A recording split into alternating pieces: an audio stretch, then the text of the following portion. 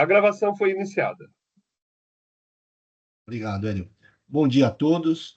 Hoje, dia 7 de fevereiro de 2025, estamos dando início à sessão de julgamento da 7ª Câmara de Julgadora do Tribunal de Impostos e Taxas. Agradeço a presença de todos, doutora Luciana, doutor Henrique, doutora Maricel, doutor Rodolfo, doutor Tiago aqui. Agradeço a presença de todos os advogados, na pessoa do doutor Tiago aqui que está presente, fazer sustentação oral. Dando início à sessão de julgamento, eu peço que todos acessem o processo relativo do AIM 4.127.232, contribuinte Caltabiano Motors Pinheiros Limitada. Doutora Luciana é um recurso misto, doutora Luciana é relatora. Passo a palavra à doutora Luciana e pode abrir diretamente a sustentação oral para o doutor Tiago. Obrigado. Ok, obrigada, presidente. Mais uma vez, bom dia a todos. Presidente, esse caso trata-se, então, de um recurso ordinário, um recurso de ofício, um recurso misto, né, interposto em face da decisão monocrática, que deu parcial provimento à defesa apresentada pelo contribuinte. São duas acusações fiscais. A primeira versa sobre apropriação indevida a título de outros créditos do valor do ICMS próprio do anteriormente recolhido, submissão tributária, em saída de mercadoria para destinatários, consumidores finais, que retiraram a mercadoria no estabelecimento, caracterizando venda a balcão, ainda que tenham declarado endereço em outro estado, operação para todos os efeitos equiparada à interna nos termos do artigo 52, parágrafo 3º do RICMES. A segunda acusação fiscal imputada ao autuado é a falta de escrituração de documentos fiscais relativos à entrada de mercadoria do estabelecimento em operações tributárias, sendo que já se encontravam escrituradas operações do período.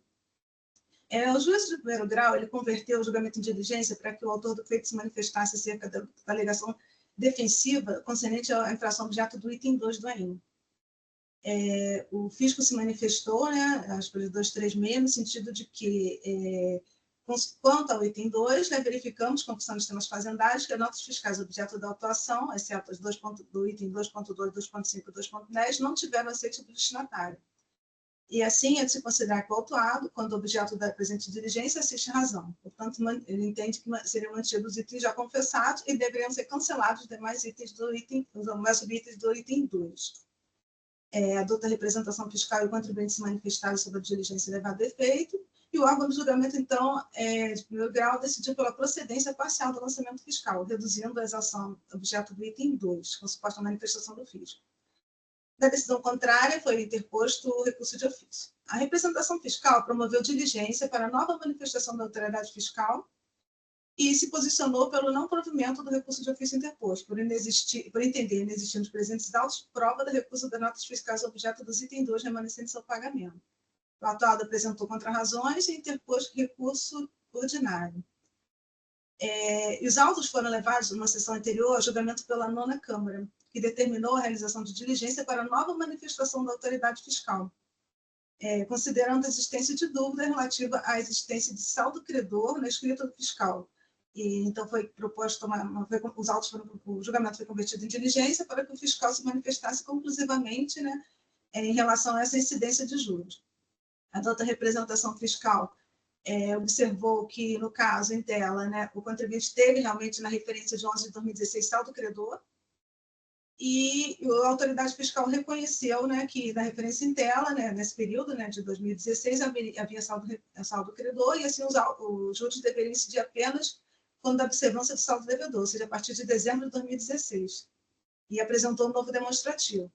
O contribuinte se manifestou, a outra representação apresentou seu parecer conclusivo, concordando com a redução dos juros em decorrência da correção do termo inicial em questão, conforme foi proposto pelo autuante. E, então, o processo veio a julgamento por essa Câmara. É o resumo do relatório, presidente. Então, agora eu passo a palavra, por favor, doutor Tiago. Obrigado, excelências. Gostaria de cumprimentar todos os ilustríssimos julgadores na pessoa do presidente da sessão, doutor Silvio, e também na pessoa da relatora, doutora Luciana. Excelências, eu gostaria de compartilhar uma apresentação sobre o caso, que eu acho que vai ajudar a entender um pouco melhor essa situação, especialmente em razão da ausência do relatório circunstanciado no caso. Eu vou pedir licença aqui para compartilhar a tela e a apresentação. Quando os doutores estiverem vendo, peço a gentileza que me confirmem. Estou vendo. Perfeito. Bom, excelências, como bem relatado, o presente caso ele trata de uma auto de infração lavrado sobre a suposto creditamento indevido de, de crédito de CMS em operações de venda a balcão de forma interestadual, que é objeto de recurso voluntário da recorrente, e o item 2, a suposta ausência de escrituração de entrada de mercadorias no estabelecimento da recorrente, que é objeto do recurso de ofício. Apesar da recorrente ter apresentado diversas alegações, eu vou me ater só a 3 pontos que eu entendo como essencial para o desenvolvimento do julgamento. Mas antes de entrar nessas questões de mérito, eu gostaria de passar para explicar um pouco a operação da recorrente. A recorrente, ela é uma revendedora de veículos automotores novos e usados, e a venda que ela realiza é para adquirentes tanto situados no estado de São Paulo, como em outras unidades da federação. Como bem a relatora pontuou, a recorrente ela realiza essa venda, mas o transporte desses veículos, seja por uma questão de custo ou uma questão de logística, é realizado de forma terceirizada por transportadoras ou o próprio adquirente ele acaba providenciando o recebimento, o transporte dessas mercadorias. Dentro desse contexto, a autoridade fiscalizadora entendeu que a mera saída desses veículos do estabelecimento da recorrente já seria o suficiente para caracterizar a operação interna das mercadorias. Contudo, excelências, eu gostaria de trazer aqui no próximo slide uma nota fiscal que foi juntada aos autos e tratar sobre a circularização para fins de incidência do ICMS. Por quê? Como é bem conhecido da jurisprudência dessa corte, a circularização para fins de incidência do ICMS é aquela circularização jurídica. Qual é a circularização jurídica? É a alteração da propriedade do bem imóvel para o adquirente. No presente caso, como podem notar na nota fiscal, o adquirente ele é situado em Belo Horizonte. Então, a recorrente emitiu essa nota fiscal com destinação para Belo Horizonte, Minas Gerais. A questão é que, por se tratar de uma operação de veículos automotores, a regulamentação da transferência dessas propriedades ela é realizada pelo CTB, pelo Código de Trânsito Brasileiro. E o que determina o Código de Trânsito Brasileiro? A transferência da propriedade só vai estar caracterizada quando o adquirente apresentar no Detran competente, onde o veículo vai circular, os documentos. E assim é emitido o documento que confere a propriedade ao adquirente. Ou seja, a circularização jurídica, numa análise de uma interpretação sistemática do ordenamento jurídico, demonstra que a circularização se inicia em São Paulo, com a emissão da nota fiscal da recorrente, e é concluída quando o veículo é devidamente registrado no Detran, conforme determina o Código de Trânsito Brasileiro. Então, para fins de incidência do ICMS, a gente está, sim, dentro de uma operação interestadual e não uma operação interna, como afirmou o auto de infração. E, além disso, excelência, se a gente adotar também a premissa do auto de infração de que a mera saída do bem no estado de São Paulo descaracterizaria a hipótese de incidência do ICMS, ainda assim teria um equívoco. Por quê? Porque há um recorte do momento que é realizado essa saída. Qual que é o recorte? O fiscal ele recortou esse momento como a simples saída. Só que a circularização completa, ela se finaliza, se materializa quando esse veículo automotor chega ao adquirente situado em outro estado. Ou seja, nesse caso exemplificativo que eu trouxe, a saída realmente se deu no estado de São Paulo, só que ela só foi concluída em Minas Gerais. E é o momento que se materializa essa circularização e se finaliza a circularização da mercadoria. Ou seja, mesmo adotando essa premissa da autoridade fiscalizadora, ainda assim estaríamos dentro de uma operação interestadual. Vejam, excelências, é tão pouco complexa essa situação, porque se adotada a premissa da autoridade fiscalizadora, nunca existiria uma operação interestadual, porque toda mercadoria ela se inicia, mas se você se inicia em São Paulo, e se você adotar somente esse recorte como hipótese de incidência do ICMS, toda operação será interna. Além disso, excelência, eu gostaria de trazer outro ponto, é que a recorrente, ela pediu o ressarcimento desse ICMS e foi analisado pela Secretaria da Fazenda e foi deferido. Ou seja, já passou por um órgão a análise desse ressarcimento de ICMS e que constatou, olha, realmente são operações interestaduais e é devido ao ressarcimento. Portanto, entendemos que deve ser anulado esse auto de infração em relação ao item 1, especialmente porque estamos tanto de uma questão formal como material diante de uma operação interestadual. Então, isso nitidamente seria devido, seria correto realizado pela a recorrente. Bom, passando para o segundo ponto, excelências, como bem relatou a doutora, o item 2 do auto de infração trata-se sobre a ausência de escrituração. E como a doutora bem relatou, houve uma manifestação em diligências, folhas 236, que reconhece expressamente que as mercadorias não ingressaram no estabelecimento da recorrente. Ou seja, não havia obrigatoriedade de fazer essas escriturações dessas entradas. E aqui eu ressalvo e chamo atenção para os itens 2.1, 2.5 e 2.10, que a recorrente de fato reconheceu que houve uma falha humana nessa escrituração, mas ela já realizou o pagamento desses valores. Portanto, deve ser mantido o cancelamento do item 2 do auto de infração, uma vez que é incontroverso nos autos que não houve a entrada dessas mercadorias e que, em relação às mercadorias que efetivamente não foram escrituradas, já houve o pagamento da infração. E para não me alongar muito, excelência, eu já vou encaminhando para o final da minha sustentação oral, em relação à multa aplicada. Por quê? O artigo 527 ele permite o julgador a revelação ou redução da multa aplicada, no caso. E verifica-se que a recorrente preenche todos os requisitos para a aplicação do artigo 527, uma vez que no curso do processo administrativo em nenhum momento houve imputação de dolo, fraude ou simulação. A obrigação, no presente caso, ela não houve a ausência de recolhimento de tributo, uma vez que se trata de mega descumprimento de obrigação acessória, e a recorrente não possui mais nenhum outro auto de infração lavrado, ou seja, a recorrente só tem esse auto de infração que está sendo discutido lavrado contra ela, ou seja, ela não é reincidente também. Então, excelência, eu gostaria de pedir aqui a aplicação do artigo 527-A em relação à multa aplicada ao item 1, e caso apenas para fins argumentativos, se revertida a questão do item 2, eu gostaria aqui de trazer também que houve um erro de cálculo em relação ao item 2, mas aqui eu reforço, é somente uma questão, uma remota hipótese de se entender pela reversão da decisão que cancelou o item 2. Por quê? No item 2, a capitulação da multa foi o artigo 85, inciso 5, a linha A. Só que o parágrafo 2º fala que essa multa tem que ser aplicada com uma redução de 50% quando a infração ela é cometida sem incidência de tributo. E é exatamente o caso. Como se trata apenas de circularização de mercadoria, ausência de escrituração de entrada de mercadorias, então, como não teve ausência de tributo, a multa deveria ser aplicada com uma redução de 50%. Contudo, novamente reforço, aqui é somente na hipótese do item 2, do cancelamento do item 2 ser revertido.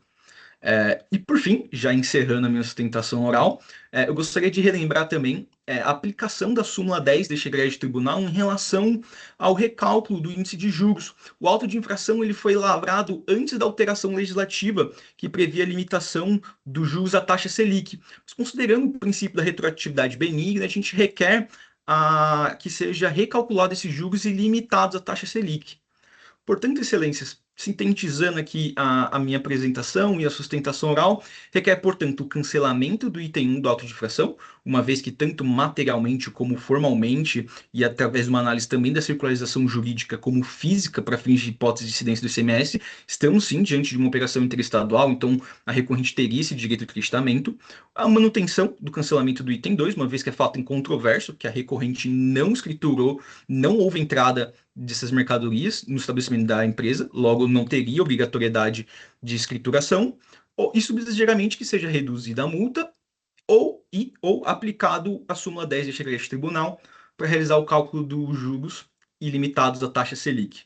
Excelência, seria basicamente isso. Agradeço pela atenção e fico à disposição para qualquer esclarecimento de fato. Obrigado, doutor Tiago. Parabenizo pela sustentação oral. Passo a palavra à doutora Luciana, relatora do processo. Ok, obrigado, presidente. Primeiro, também queria cumprimentar o doutor Tiago pela sustentação oral, muito objetiva, muito precisa. Presidente, em face da sustentação oral, eu fiquei com uma dúvida. Eu acho que eu vou pedir ao senhor para tirar esse processo de pauta, para devolver para mim, por favor. Eu quero fazer uma análise um pouco mais detalhada da questão. se possível.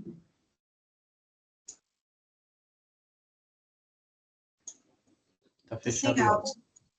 Desculpa. Então, Tiago, o processo foi devolvido para a relatora, para análise das questões ventiladas aqui na SO. Então, assim que possível, ele retorna para a pauta. Ok? Perfeito, Excelência. Eu agradeço pela atenção. Muito obrigado e uma boa sessão. Obrigado. Tenha um bom dia. Excelente final de semana. Passar o processo da Valid,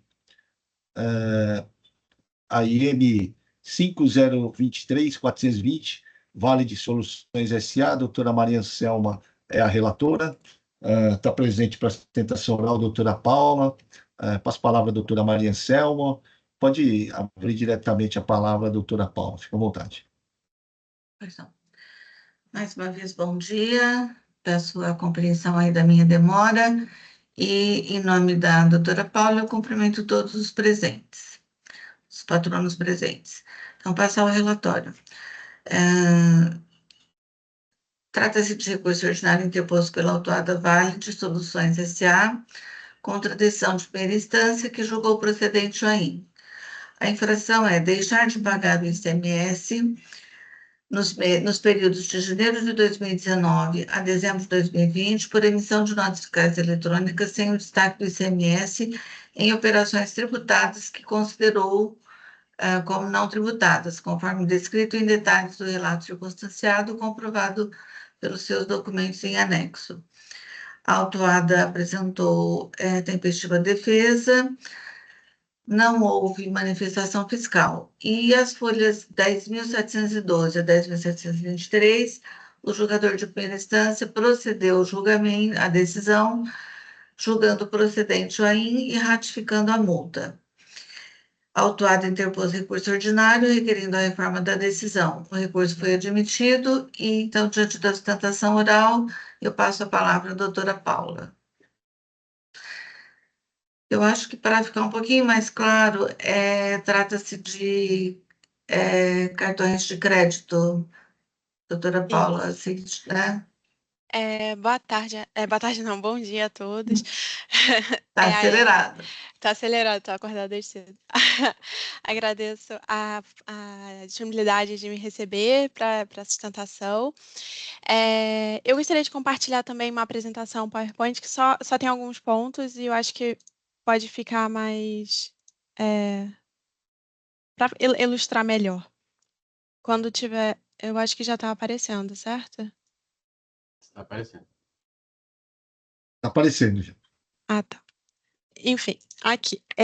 Realmente é um auto de infração lavrado contra a Valid para exigir ICMS sobre as operações de saída de cartão bancário para as instituições financeiras. O entendimento foi no sentido de que os cartões bancários seriam equiparados a cartões telefônicos que são tributados pelo ICMS. E então houve uma equiparação pelo fiscal atuante de que seriam praticamente a mesma mercadoria e entendeu-se que os cartões bancários deveriam ser tributados pelo ICMS, assim como acontece com os cartões telefônicos. Então, a Valid apresentou impugnação, demonstrando as diferenças, tanto em relação ao processo produtivo quanto ao produto final, que dá a diferença entre o cartão bancário e os cartões telefônicos, e, portanto, concluindo que não seria possível exigir ICMS especificamente sobre os cartões bancários, porque se refere eles são objetos de prestação de serviços gráficos e que está listado no item 13.5 da Lei Complementar 116. A decisão de primeira instância, ela manteve o auto de infração, ela entendeu que ela basicamente manteve o entendimento do fiscal de que seria praticamente a mesma coisa, que seria o mesmo procedimento, o mesmo processo produtivo, que seria inserção de chip, enfim. Basicamente, manteve o entendimento de que cartão bancário é a mesma coisa que cartão telefônico. Então, a gente passa a demonstrar as razões pelas quais o recurso ordinário deve ser provido. Inicialmente, eu gostaria de trazer aqui alguns precedentes, porque a Valid ela já sofreu essa autuação antes, tá? Não é a primeira vez, a gente já sofreu essa autuação anteriormente, e nas 2 outras oportunidades, o auto de infração já foi cancelado, tá? Assim, é uma posição recorrente desse tribunal de que não incide ICMS na prestação de serviço de cartão bancário. E aqui eu trouxe aqui as 2 emendas dos outros casos, que são da própria Valid, tá? Só para ficar claro, é a mesma operação que foi analisada anteriormente, foi autuado aqui, foi objeto de autuação aqui. Nesse caso aqui, que é o 4005878, a 8ª Câmara, ela entendeu que ela cancelou o auto de infração também, e ela entendeu que a elaboração os cartões magnéticos confeccionados para os bancos, que são os cartões bancários, né, no caso, a gente demonstra que os contratos que a gente firma com as instituições bancárias é realmente de uma prestação de serviço, porque a gente produz os cartões exatamente de forma encomendada e personalizada, de forma a atender a cada instituição. E também ela é direcionada para cada cartão bancário tem cada nome das pessoas, então é realmente individualizado, cada produto é um produto. E por isso ficou confirmado aqui que as características como para destinatário, logomarca, cor, dados, símbolos, isso se refere a uma prestação de uma composição gráfica personalizada, e por isso, de fato, seria sob incidência do ISS. Esse foi o primeiro caso. O segundo teve a mesma conclusão, levou-se em consideração todas as individualidades dos cartões bancários, e símbolo, as informações de cada cartão, e entendeu-se que realmente era uma composição gráfica, uma prestação de um serviço individualizado e, por isso, sujeito ao ISS.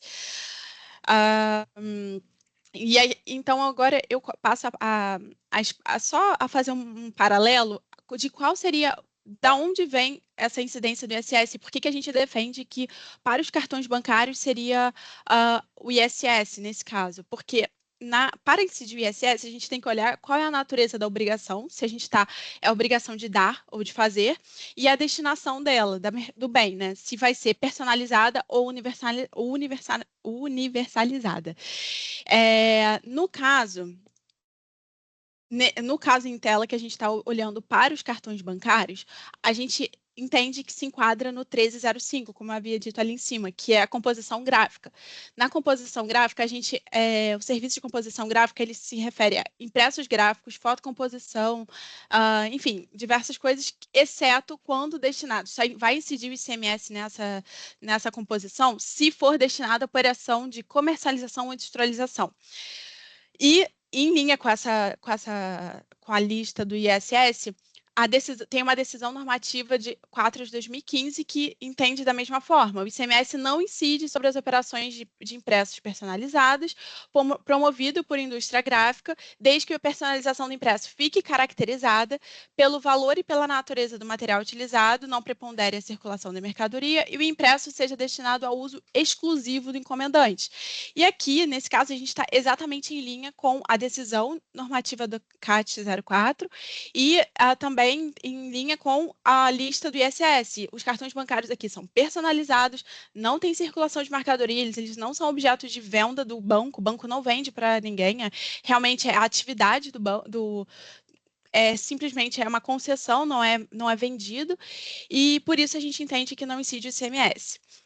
Para não ter qualquer dúvida, a gente entrou com uma consulta no Instituto Nacional de Tecnologia, e a gente juntou aos autos no início do ano, eu não sei se foi possível, se a conselheira se a relatora, né, teve acesso ao relatório, mas a gente juntou aos autos um relatório técnico elaborado pelo INTT, que foi todo elaborado para verificar quais são as diferenças dos dois produtos, vamos dizer assim, os dois bens, o cartão bancário e o cartão telefônico. E aí o INTT visitou a fábrica da Valid e ele chegou à seguinte conclusão: os cartões bancários tanto em relação ao produto, quanto em relação ao processo produtivo também, levou-se em consideração as duas coisas. O cartão bancário, ele chegou-se à conclusão de que eram várias camadas de PVC com dados individualizados e passam por um processo de laminação. Por outro lado, telefonia. É uma única folha de blenda com dados uniformes para todos os cartões de lote e sem processo de laminação. Então, só aqui o processo produtivo a gente já verifica que é diferente. Tanto que o cartão bancário é individualizado e o cartão de telefonia não. E a segundo ponto que eles também destacaram foram os cartões bancários são considerados, a conclusão do INTT foi de que os cartões bancários são sim considerados impressos personalizados devido à inclusão de dados biográficos dos titulares e a impressão no cartão. Tanto no chip quanto no cartão, há informação dos dados biográficos dos titulares. Por outro lado, no cartão de telefonia, não tem essas informações individualizadas. Simplesmente ele é feito em lote e são enviados para as operadoras de telefone. Não tem essa individualização.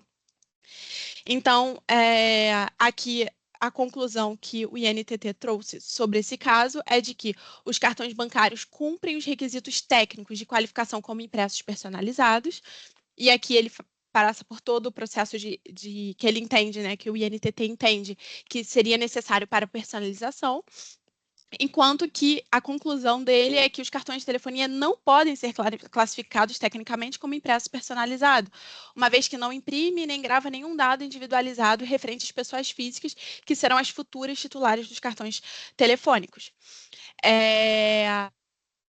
E aí, já caminhando para o fim, eu trago também os precedentes do TJ de São Paulo, que analisou situações parecidas com essa, e também chegou à conclusão de que cartões bancários são diferentes de cartões telefônicos. O segundo precedente, inclusive, há um paralelo, que é o segundo. Eu vou trazer aqui já. Esse precedente aqui, ele entra realmente na diferenciação de cartão bancário e telefônico, e eu trouxe só um trecho, mas, em resumo, ele entende que os cartões bancários não são objetos de mercadoria, não vão ser vendidos, ao contrário dos cartões telefônicos que são individualizados, são vendidos, são entregues em lote, vendidos, né, para as companhias de telefone e depois vendidos objetos de comercialização pelas operadoras para os consumidores finais. Então, no cartão bancário não tem essa posterior venda, e também e ele concluiu também que os cartões bancários são individualizados.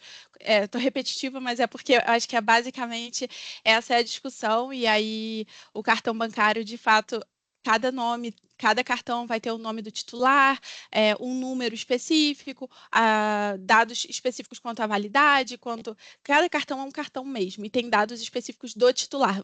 A pessoa que recebe esse cartão, para quem ela foi produzir, para quem o cartão foi produzido, não vai poder passar adiante, assim, não tem como repassar porque é o único cartão. Então, a conclusão que a gente espera é que o recurso seja provido, né, com o cancelamento do auto de infração, porque a gente entende que nessa operação é objeto do ISS, não do ICMS. E, subsidiariamente, o que a gente alega só para fins argumentativos, que também foi tratado na impugnação, mas nem entrei muita questão, que é na questão do mérito, acho que o mérito é mais importante. Aqui é que a gente espera que a atualização da base de cálculo da multa que foi aplicada no auto de infração, ela seja limitada à Selic, que ela não tenha correção, ou se ela for corrigida, que seja limitada à Selic, porque não houve essa manifestação na decisão de primeira instância. Eu agradeço a atenção de todos e agradeço e espero que tenha sido proveitosa a minha sustentação, que tenha sido esclarecedora, e estou à disposição para caso tenham qualquer dúvida, estou aqui à disposição. Muito obrigada. Obrigado, doutora. Fica tranquila que foi bem objetiva e clara a sustentação oral. Parabenizo a senhora. Passa a palavra à doutora Maria Anselma, relatora do caso. Presidente, parabéns, doutora Paula, pela sustentação oral, foi bastante objetiva. Eu vi realmente o documento acho que folha 10.000 e pouco que foi juntado, né? E com relação à sustentação oral trazida agora no processo, se o presidente me permitir, eu vou tirar de pauta porque ela falou numa decisão de 2015 ou 2016, é isso, doutora? Isso. Né? É Isso, da própria eu Valid. então, isso, eu entendi, então, eu entendi não. Eu busquei uma decisão do Tribunal de 2011, então acho que está um pouco, deve ter mudado alguma coisa aí, né? Embora eu já tenha proferido o voto, mas eu gostaria de retirar de pauta para reanalisar, presidente, se for possível. Então, ok, doutora. Doutora Paula, então o processo retorna para a doutora Maria Anselma e, assim que possível, ele retorna para a pauta, tá bom? Se a senhora estiver disponível para comparecer, fica à vontade. Tá. Eu protocolei, só para esclarecer, eu protocolei ontem Perfeito. memoriais nos autos. Nos memoriais eu transcrevi 2 precedentes do Tribunal de Justiça, do TJ, de 2022 e de 2019. São duas decisões. Então, no memorial tem os 2 precedentes. Obrigada, doutora Paula. Eu realmente vi a sua petição, né, protocolada ontem, e esse documento foi trazido, com a pesquisa também, foi trazido no dia, em janeiro, né, 14 de janeiro, salvo engano. Isso. Mas eu gostaria de reanalisar realmente a decisão do Tribunal de Impostos e Taxas, juntamente com agora a sua sustentação oral, ok? Tá Obrigada. ótimo. Obrigada a todos. Obrigado, doutora. Tenha um ótimo dia, excelente final de semana. Tá? Passar ao julgamento do IM 5023-815, CM Importes, Importadora e Comércio Limitada. Só para retornar, a doutora Thalita está presente aqui para acompanhar o processo. O que acontece? Só relembrando o caso, o doutor Henrique, ele saiu em vista por conta da acusação de importação, né? Matéria que é eminentemente de direito, tá? E provas, né? Razão pela qual a doutora Thalita ela tinha pedido para despachar comigo, ora, fazer pediu para fazer um despacho e uma petição. Eu falei, devido ao tempo, eu falei para ela, olha, se quiser pode juntar memoriais, porque até conversei com o Hélio encaminhou o e-mail, né? Falei, olha, pode juntar memoriais, porque qualquer decisão que sair da Câmara, ela está sujeita à decisão da superior, porque a matéria ela tem divergência de interpretação, tá? Razão pela qual eu acabei não marcando nenhum despacho de petição, tá bom, doutora? Só para contextualizar. Passa a palavra ao doutor Henrique. Eu havia mantido a acusação tanto de crédito indevido quanto a acusação de deixar de pagar imposto, tendo em vista que a mercadoria não circulou pelo estado em que foi feita a importação. Ele já veio direto de Santa Catarina para São Paulo, local do destino da mercadoria. Então, o doutor Henrique abriu divergência. Fica à vontade, doutor Henrique. Muito obrigado, senhor presidente. Vou fazer a leitura aqui do voto de vistas. Requeri vistas dos presentes autos para uma análise mais aprofundada acerca da questão que envolve a controvérsia do AIN 5023-815-2, da CM Imports, Importadora e Comércio Limitado, que possui potencial para decisão divergente em relação ao excelente voto apresentado pelo juiz relator, Dr. Silvio Ryokichi Onaga, a quem rendo minhas sinceras homenagens. Adoto o relatório muito bem produzido pelo nobre relator, como se aqui estivesse transcrito. Além disso, sigo o voto de relatoria no que se refere à decisão pela manutenção do item 6 do auto de infração 5023-815-2. Ouso divergir, porém, apenas no que se refere ao critério a ser utilizado para a identificação do sujeito passivo do ICMS importação, o que tem reflexo para os itens 3 e 5 do AIN mencionado. Tomo a liberdade de mencionar uma parte do voto de relatoria com finalidade de contextualização. Aí eu abro aspas, as acusações dos itens 3 e 5 têm origem em operações de importação. No item 3 consta a acusação de deixar de pagar por meio de guia de recolhimento especiais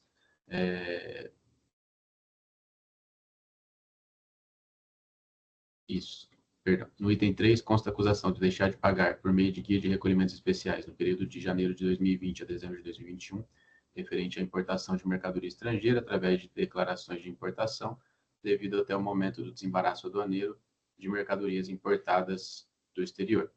No item 5, acusações de crédito indevido do ICMS, né, em razão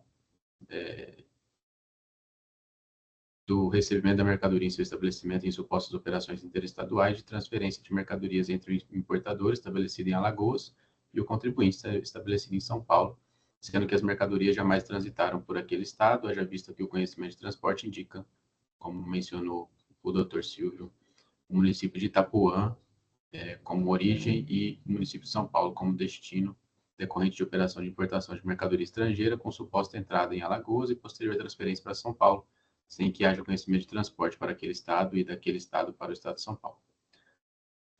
Como citado, as acusações dos itens 3 e 5 se relacionam a operações de importação. As operações de importação foram realizadas pela filial de Alagoas e a entrada se realizou pelo porto de Itapuã.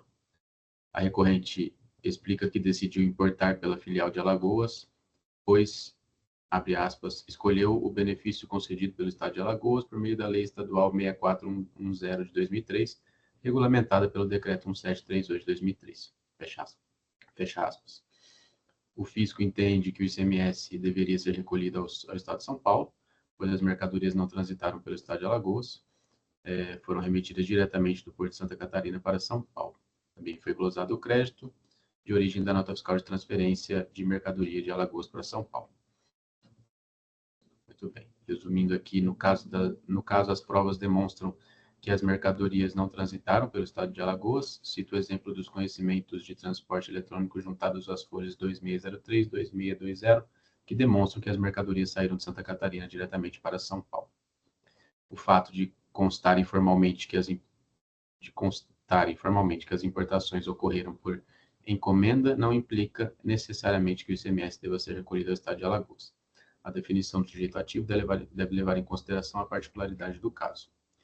E no caso, não houve circulação física no estado de Alagoas. Como mencionado, as mercadorias foram desembaraçadas em Santa Catarina e remetidas diretamente para o estado de São Paulo. E aí, esse é o resumo do trecho que eu mencionei da decisão de relatoria, do voto de relatoria. Pois bem, os trechos, aí eu volto para o meu voto, item 4.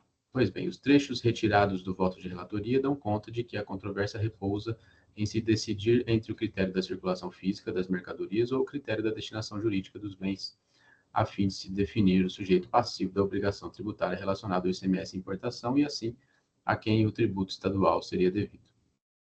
Considero, com o devido respeito àqueles que pensam diferente, que os itens 3 e 5 do AIN 5023.815.2 devem ser cancelados. Isso porque a interpretação consolidada do artigo 155, inciso 2º da Constituição Federal, dá conta de que o ICMS incide sobre a realização de operações de circulação de mercadorias, entendido o termo circulação como uma mudança de titularidade, ou seja, como circulação jurídica.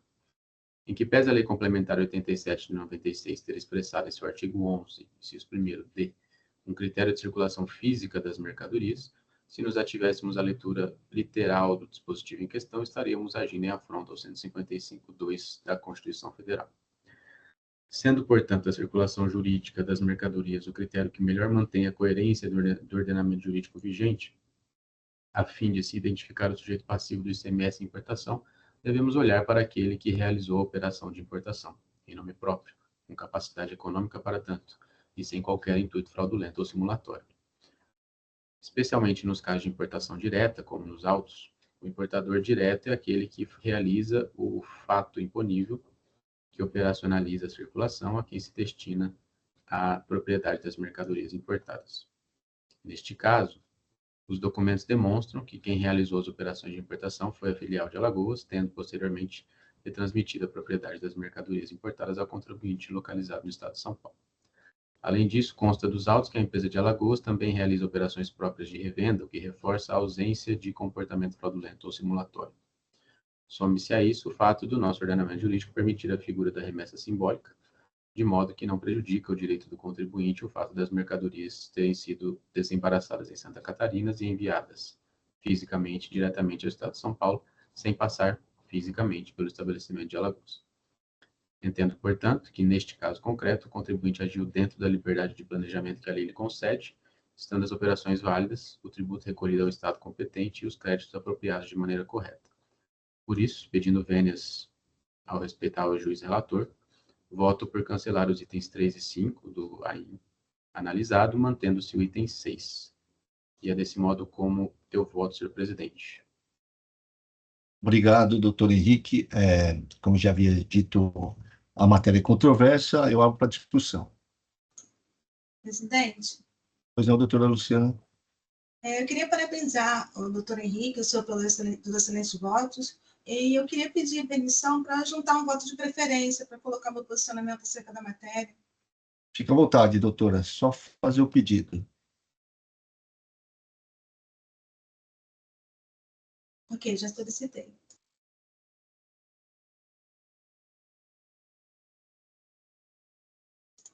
Peço só um minutinho para inserir o voto.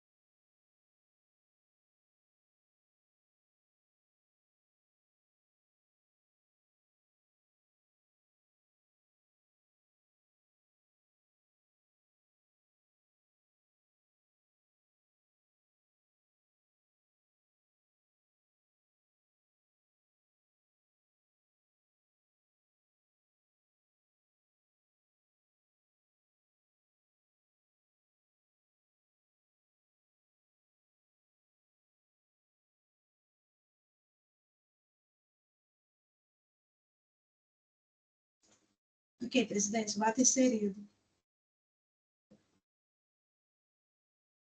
Pode passar a leitura, doutora. Obrigada.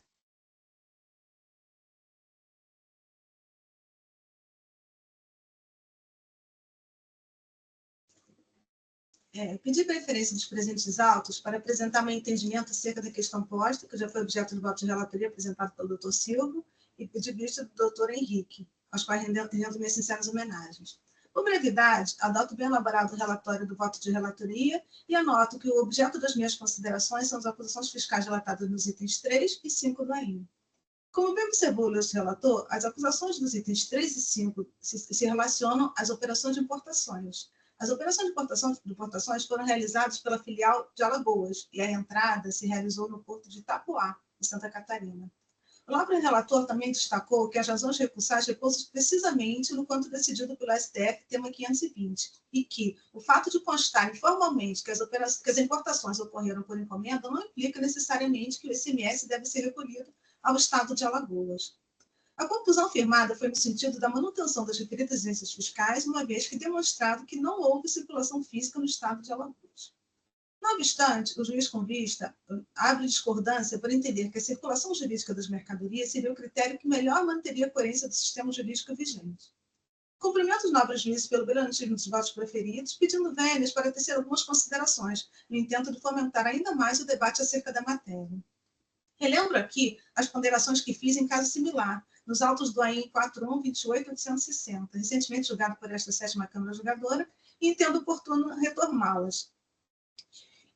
Conforme já sabido, no julgamento do agravo RE 665-134, foi utilizada a técnica de declaração de inconstitucionalidade parcial sem redução do texto, ao artigo 11, inciso 1, a linha D da Lei Complementar Federal 8796, para fim de afastar o entendimento de que o local da operação ou da prestação para efeito da cobrança do imposto e definição do estabelecimento responsável pelo tributo é apenas e necessariamente o da entrada física do importado, tendo por conta a legalidade da circulação ficta da mercadoria emanada por uma operação documental ou simbólica, desde que haja efetivo negócio jurídico.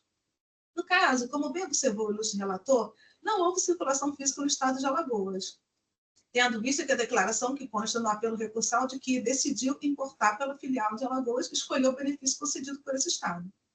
Mas é, sobretudo, por conta do decidido no Supremo Tribunal Federal no agravo do recurso extraordinário que eu citei, cujo eu transcrevo aqui a ementa, né, que o contribuinte aventa a possibilidade de admissão de circulação ficta de uma operação documental ou simbólica de mercadorias para o delineamento da responsabilização tributária na modalidade de importação por encomenda.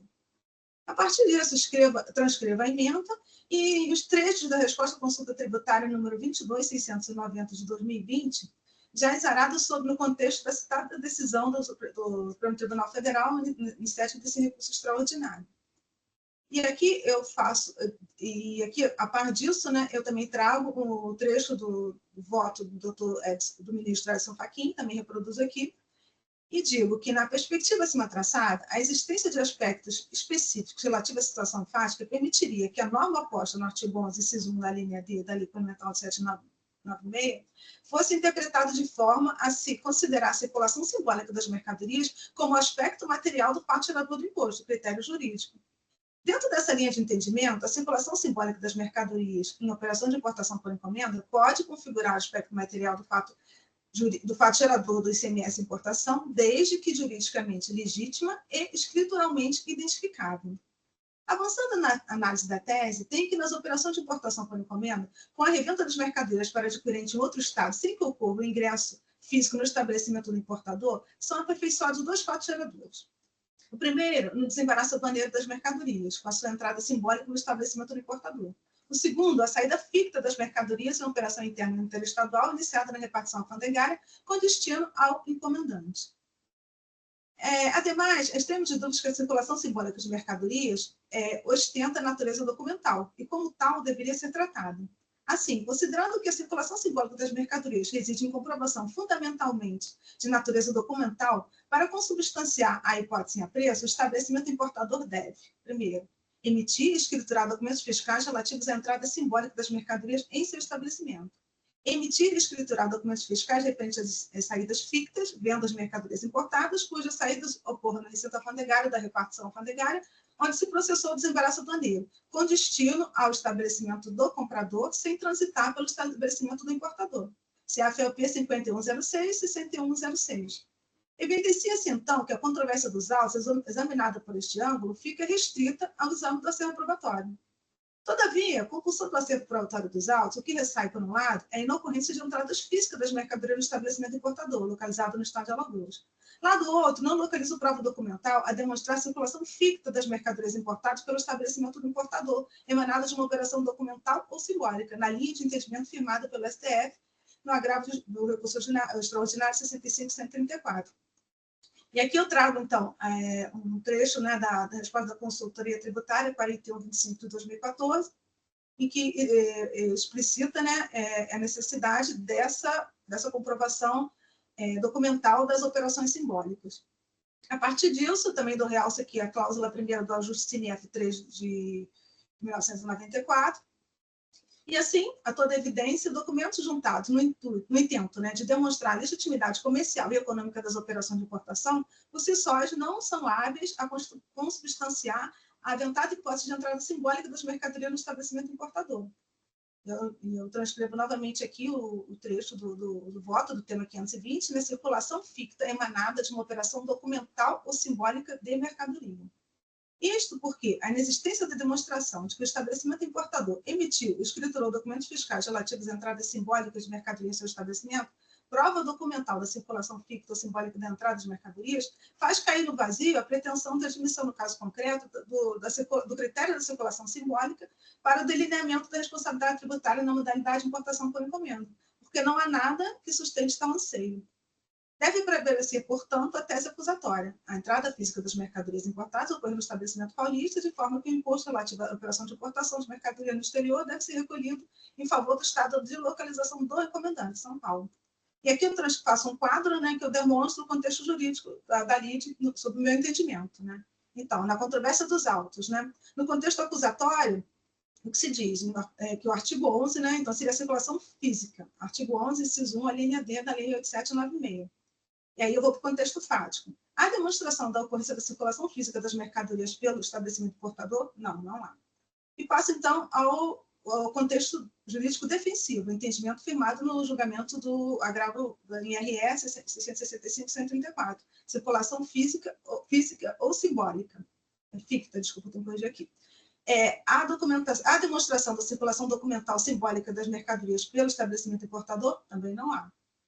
E, diante disso, o que, no meu sentido, é a figura relevante para o desfecho da lide é que o contexto probatório dos autos não se coaduna com o entendimento firmado pelo STJ, no tema 520, vez que inexiste demonstração da entrada física ou simbólica da mercadoria no estabelecimento importador alagoano, razão pela qual peço bens ao ilustre juiz com vista para registrar integral concordância com o voto de relatoria.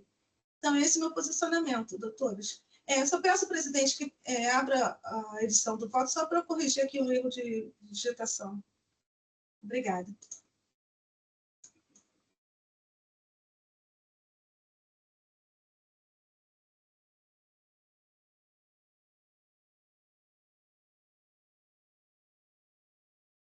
Está habilitado, doutora.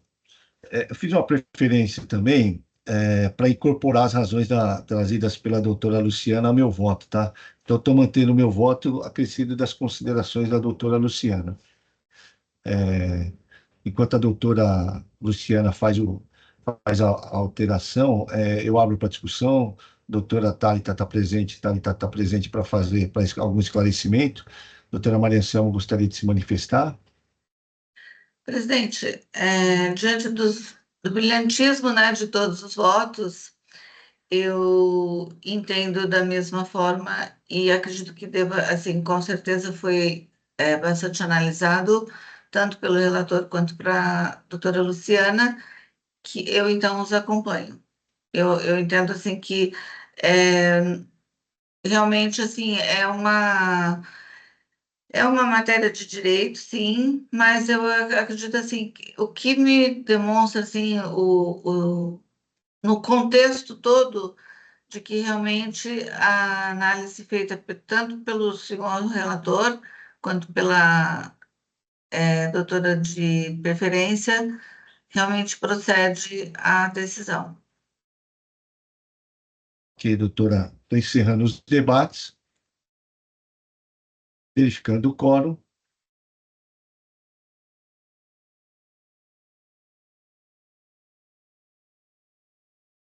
Em votação.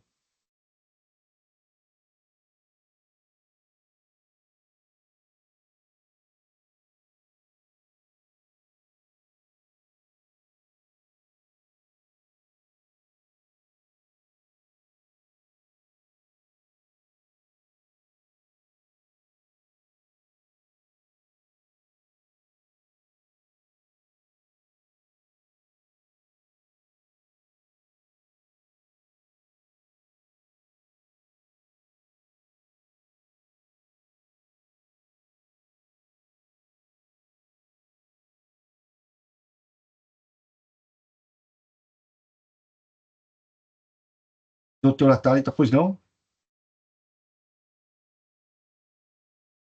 Só queria fazer uma complementação de que há escrituração fiscal das remessas simbólicas. Nós temos no SPED toda essa escrituração. Por isso que, inclusive, nós recolhíamos o ICMS na remessa simbólica quando saía de Alagoas para São Paulo. Tá, ok, doutora. A doutora Maria Selmo acompanhou o meu voto, então por decisão de 3-1, voto divergente do doutor Henrique, ele acabou não prevalecendo, tá ok? Ok, obrigada. Obrigado. Passar o julgamento, o último da pauta aqui, o processo de minha relatoria, 5036-321, PGL Comércio de Veículos Limitada. O voto já estava em discussão, o voto já estava. Meu voto já estava à disposição.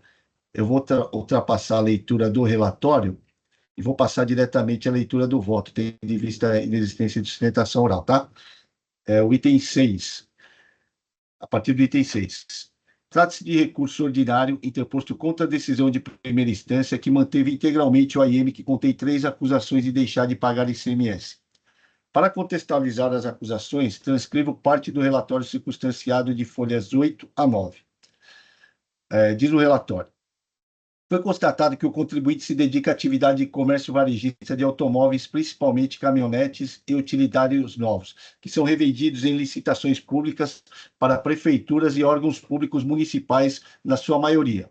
Além disso, constatou-se que o mesmo realiza modificações nos referidos veículos para sua utilização, principalmente como ambulâncias e veículos de transporte de passageiros. Modalidade esta que deve ser considerada como industrialização nos termos de artigo 4º, inciso 1 do RICMES, com incidência do imposto nas referidas operações. Esses veículos são adquiridos de diversas marcas e adaptados ou transformados para que se adequem às especificações das licitações, sendo que essa transformação é feita por terceiros contratados que promovem a adaptação dos veículos para transporte de passageiros ou em ambulâncias, conforme o caso.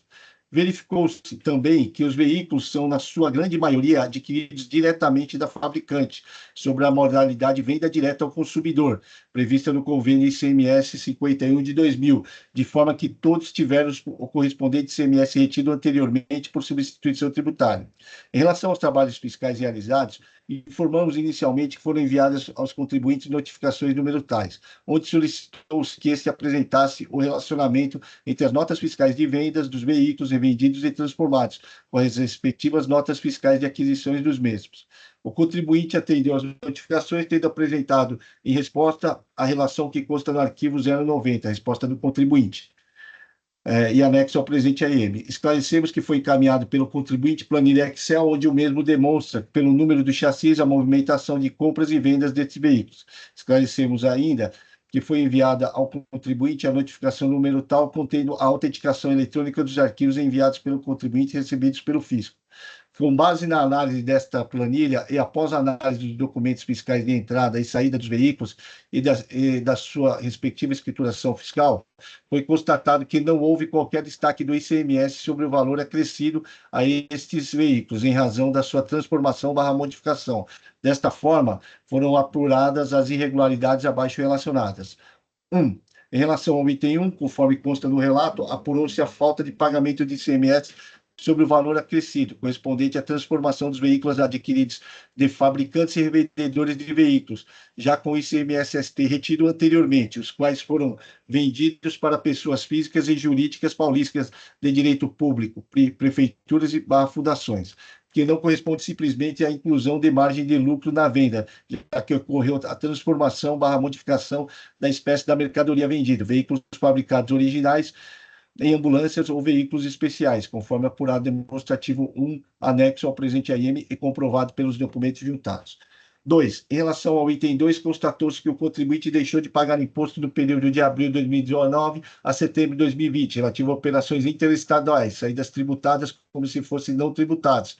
O contribuinte promoveu saídas interestaduais de veículos que foram objeto de transformação, conforme detalhado anteriormente. Neste AIM, foram relacionadas às operações de saídas interestaduais desses veículos, destinados a pessoas físicas, contribuintes e usuários finais, prefeituras, fundações e autarquias localizadas em outras unidades da federação, conforme detalhado demonstrativo 2, em anexo. Ressalte-se que, em relação a estas operações, a exigência de ICMS deu-se sobre o valor total das operações, já que não há previsão da aplicação da substituição tributária, uma vez que se tratam de simples operações de revendas de veículos a destinatários localizadas em outras unidades da federação. Assim, o contribuinte deveria ter realizado o destaque do ICMS devido, calculado a alíquota interestadual sobre o valor das operações, sendo assegurado ao mesmo direito da restituição do ICMS-ST retido relativo aos fatos geradores não ocorridos, conforme artigo 66B da Lei 6374, observando a disciplina pertinente da legislação para tal. Restou, portanto, caracterizada a infração de falta de pagamento de imposto, capitulada no artigo 85.1c da Lei 6374. Em relação ao item 3 do AIM, verificou-se que o contribuinte deixou de pagar o imposto no período de junho a outubro de 2019, relativo a operações de saídas interestaduais tributadas, como se fossem não tributadas, conforme detalhado no demonstrativo 3, em anexo. O contribuinte promoveu operações de saída de veículos para contribuintes de outra unidade da federação, que é revendedor de veículos, ter destaque de imposto. Da mesma forma que no item anterior, aqui também não há que se aventar em aplicação da substituição tributária para saídas, considerando que o ICMS for retido em operação anterior. O imposto é devido sobre o valor total da operação, calculado a alíquota interestadual, sendo, entretanto, assegurado ao mesmo o direito de restituição do ICMS-ST pago relativo aos fatos geradores não ocorridos, conforme artigo 66 da Lei 6374, observando a disciplina pertinente. Restou, portanto, caracterizada a infração de falta de pagamento do imposto capitulada no artigo 85, 1C da Lei 6374/89. Continuo no meu voto. No recurso ordinário, alega-se preliminarmente nulidade do AIM por suposto erro nos artigos infringidos. No apelo recursal, a recorrente alega que, abre aspas, os artigos 58, 87 e 215, parágrafo 3º do item 4 do RICS, apontados como infringidos pela fiscalização, determinam a obrigatoriedade de escrituração dos livros fiscais do imposto devido, demonstram em quais livros o imposto deve ser lançado, bem como sua forma de lançamento. Ocorre, todavia, que em nenhum momento a recorrente foi autuada por falta de escrituração contábil. Conforme percebe-se no AIM, a autuação se deu por suposta falta de recolhimento de imposto, e não por falta de escrituração. Da mesma forma, não se pode ser aplicado em caso o artigo 127, inciso 5, a linha B, o qual está estritamente ligado à emissão de notas fiscais e forma de sua escrituração. Ora, como se vê, ao contrário do que estou decidido, não estão presentes no AIM elementos suficientes e condizentes com a autuação combatida, de forma a determinar com segurança a natureza da infração e seu correto enquadramento. A matéria foi trazida em sede defensiva e o AFR, na manifestação fiscal, contrapõe ao argumento e explica de forma didática que os artigos citados na infringência estão corretos. Transcrevo a manifestação do AFR no seguinte sentido. Primeiramente, o que a defesa chama de capitulação da infração se constitui, na verdade, nos artigos que foram infringidos, nas operações praticadas pela autuada, pois, na verdade, a capitulação da infração é um enquadramento da conduta praticada no dispositivo legal que estabelece a multa para aquela conduta, que, no nosso caso, estão todas previstas na Lei 85, da Lei 6374 de 89. Por outro lado, a infringência que se constitui da identificação dos dispositivos legais que foram descumpridos, sendo estas condutas as que devem ser observadas pelo contribuinte, estão detalhadamente descritas no regulamento de ICMS. Assim, de forma sucinta, em função de a autuada ter infringido determinados dispositivos legais aplicáveis a todos os contribuintes, a autoridade fiscal responsável captura aquelas condutas nas multas legalmente definidas para a punição daquela conduta. Superada essa questão, é possível notar que não houve equívoco nem na capturação, nem na infringência dos elementos que compõem o auto. Todos os artigos que foram citados pela defesa da autuada estão perfeitamente adequados ao propósito do auto. O artigo 58 trata da atividade de lançamento do imposto. O artigo 87 determina a apuração do imposto através do registro de saída e do RAICMS, o que não foi feito pelo contribuinte e resultou no não acolhimento do ICMS. Os artigos 125 e 215, por sua vez, prescrevem o preenchimento das informações necessárias no campo das notas fiscais de saída e do registro de saídas. E o artigo 127 trata dos campos que devem ser preenchidos no caso de saída com destaque do imposto tributadas, sendo que a falta de obediência a estas determinações levaram às infrações cometidas pela autuada e a consequente lavratura do auto de infração. Vê-se, portanto, que, ao contrário do que alega a autuada às folhas 2017, a acusação está perfeitamente limitada de maneira objetiva e os dispositivos legais indicados são adequados, de forma que foram preenchidos os requisitos necessários à constituição do auto de infração, nos termos do artigo 99, inciso 5, do Decreto 54.486/2019, e artigo 34, inciso 5, da Lei 13.457 de 2009. Continuo no meu voto. a preliminar não pode ser acolhida. Como bem explicado pelo OFR, os artigos apontados na infringência estão corretos, pois as acusações de falta de pagamento têm relação com a emissão de notas fiscais e a respectiva escrituração. Ademais, o AIM está instruído com relatório circunstanciado, que informa as constatações que motivaram as condutas infracionais. Assim, afasta a preliminar. Também afasta as razões recursais de nulidade do AIM com fundamento da portaria CAT 115. Isto porque o controle de qualidade é ato administrativo que externa a aprovação ou não da lavratura da IM. Não é exigência para juntada nos autos do aletido de controle. Por oportuno, ressalto que o AIM foi lavrado em data posterior à edição da portaria CAT 115. A Câmara Superior tem entendimento consolidado de presunção de realização do controle de qualidade quando a AIM é lavrado em período posterior à edição da portaria CAT 115. Vejamos. Transcrevo decisão nesse sentido. Continuo no meu voto. Não identifico a alegada ofensa ao princípio do contraditório ante a defesa, pois a AIM está instruído com os demonstrativos, documentos e relatórios circunstanciados que permite a requerente identificar os motivos pelos quais o fisco lavrou a AIM. O trecho do relatório circunstanciado acima transcrito permite identificar de forma clara e objetiva a origem das acusações. Assim, não há como acolher a alegação de ofensa aos princípios do contraditório ampla defesa. A tese recursal de que o imposto foi cobrado em etapa anterior por substituição tributária não se aplica aos autos. Ao caso dos autos. Isso porque, como mencionado pelo fisco e não contraditado pela recorrente, os veículos adquiridos sofreram modificações para utilização como ambulância e transporte de passageiros. O relatório circunstanciado informa que, abre aspas, não houve qualquer destaque de ICMS sobre o valor acrescido a esses veículos em razão de sua transformação/modificação. Ou seja, o que se exige no AIM é somente a parcela do ICMS e ICMS-ST que recaiu sobre o valor dos acréscimos decorrentes da transformação/modificação. Registre-se que o apelo recursal não contém argumentos ou documentos que demonstrem que os veículos adquiridos e vendidos sem modificações. Portanto, não há como acolher a tese de que o ICMS e o ICMS-ST foram recolhidos em etapa anterior, pois o que se exige nesse AIM são os valores de ICMS e ICMS-ST que recaem sobre os acréscimos decorrentes das transformações/modificações os quais os veículos foram submetidos antes da revenda. Destaque, afasta as razões recursais e mantenha integralmente a AIM. Ante exposto, considerando as provas dos autos, conheço do recurso ordinário e no mérito nego-lhe provimento. Só vou fazer uma alteração aqui. Eu já...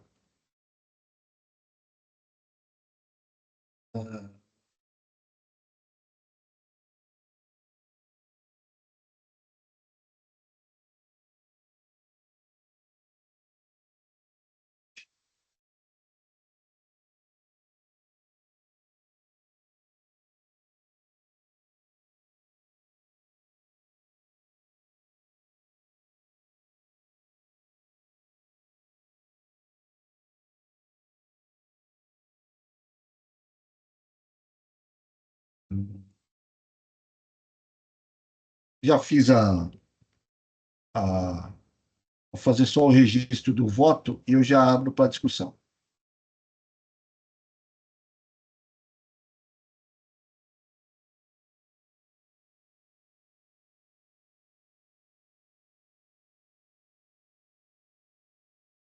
O processo está em discussão, eu já havia deixado o voto disponível. Alguém tem alguma dúvida? Gostaria de se manifestar? Nenhuma dúvida, senhor presidente, apenas para afirmar que eu acompanharei nas suas conclusões. Já fiz análise dos autos também, e, como o senhor disse, o voto já estava disponível, então sigo a mesma linha. Ok, obrigado. Vou encerrar os debates, verificando o quórum.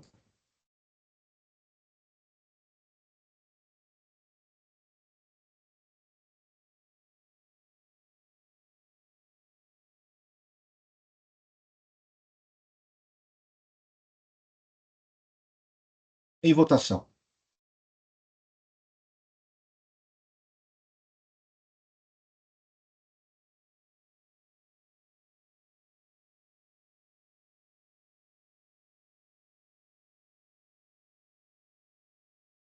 Encerrado o julgamento do AIM 5036-321, PGL Comércio de Veículos Limitada, recurso ordinário conhecido e não provido. passar o primeiro processo da pauta, a IM 4126, 515, vou pegar o processo aqui da Simisa, 5023-723, Simisa Simeone Metalúrgica Limitada em Recuperação Judicial. Doutor Henrique é o relator. Passo a palavra ao doutor Henrique, tendo em vista que não há patrono para sustentação oral, pode ser breve na leitura do relatório e voto também, que já estava disponível. Muito obrigado, senhor presidente. Vou fazer aqui um resumo do relatório e uma leitura rápida do voto. Muito bem. Neste caso aqui, o auto de infração traz as acusações de falta de pagamento de ICMS decorrente de operações de saída tributadas omitidas ao fisco, apuradas por levantamento fiscal, e recebimento de mercadorias sem documentação fiscal. São 3 itens relativos a esses temas. No recurso ordinário, o contribuinte alega, é um recurso ordinário, então ele está voltado contra a decisão que manteve integralmente o auto de infração 5023-7238. No recurso ordinário, o contribuinte alega que a fiscalização não teria considerado a dinâmica da sua atividade produtiva, olhando apenas para as notas fiscais da filial e olvidando-se do fato de que a maior parte das operações se dariam entre filial e matriz em razão da industrialização realizada pela primeira sobre materiais enviados pela última. Só um esclarecimento aqui, de fato.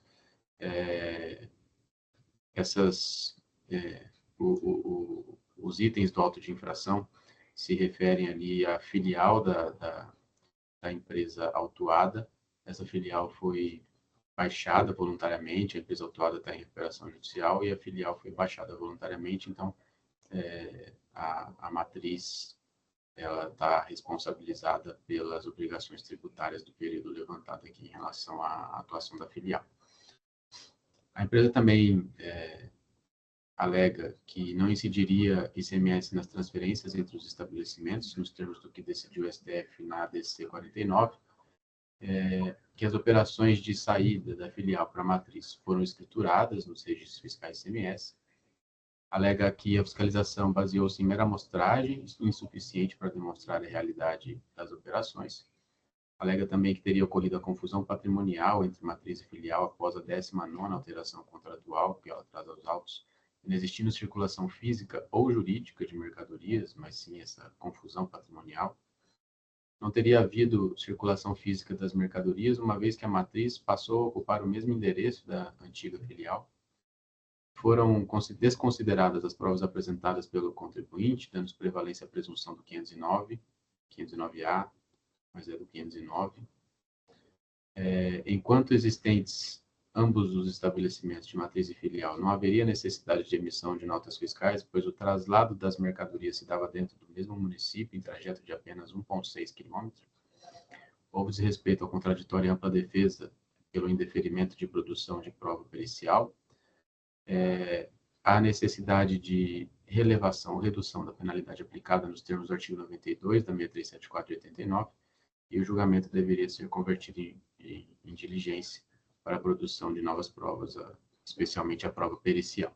Parecer em contra-razões ao recurso ordinário está as folhas 5308 e 5329, rechaçando os argumentos do contribuinte recorrente. Muito bem, a razão aqui não está com o recorrente. Foi verificada a existência de diferenças de estoques informadas pela filial da autuada, baixada voluntariamente, atraindo a responsabilidade pelo cumprimento das obrigações tributárias analisadas ao estabelecimento matriz, conforme artigo 15, parágrafo 1º do regulamento ICMS. As diferenças de estoques apuradas justificaram a aplicação do artigo 509 do regulamento, que dispõe, e aí eu transcrevo o 509. Presume-se, nos termos do parágrafo 3º acima, a ocorrência de omissão de operações tributadas ao fisco, cabendo ao contribuinte comprovar a inocorrência da omissão, a fim de afastar a presunção relativa prevista na legislação, o que não aconteceu no presente caso. Todos os documentos fiscais emitidos pelo contribuinte à época foram analisados pela fiscalização, como pode ser verificado pela análise dos demonstrativos que acompanham o auto de infração, e as diferenças de saída e de entradas estão bem caracterizadas. A dinâmica da atividade da empresa, com transferências entre matriz e filial para beneficiamento de insumos, não altera a situação levantada pela autoridade fiscal. uma vez que as entradas e as saídas realizadas, quando comparadas aos estoques informados, são provas cabais das diferenças levantadas e não afastadas pelas provas trazidas pelo contribuinte. A decisão do STF na ADC 49 não se aplica neste caso, seja porque a modulação de efeitos realizada pela Corte Suprema não socorre aos interesses da autuada quanto ao período fiscalizado, seja porque a presunção de omissão de operações tributadas não foi afastada pelo contribuinte, já que as provas apresentadas são insuficientes para tanto. O fato de haver escrituração dos documentos fiscais emitidos pelo contribuinte não tem relação com o mérito deste caso concreto, uma vez que a presunção se dá justamente sobre operações omitidas, ou seja, sobre situações de falta de emissão de documentos fiscais.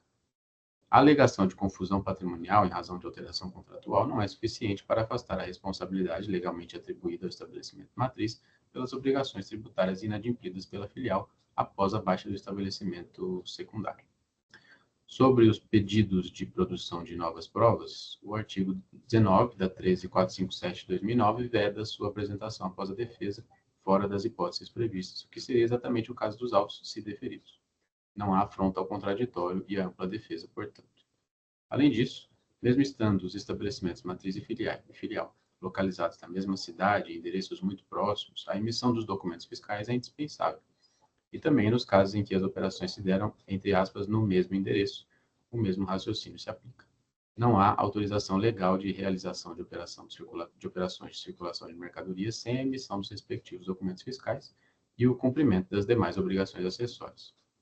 Quanto ao pedido de relevação da penalidade, uma vez que a infração do item 3 implicou em falta de pagamento de ICMS, resta afastado um dos requisitos previstos no artigo 92 da Lei 6374 de 89, razão pela qual não pode ser acatado.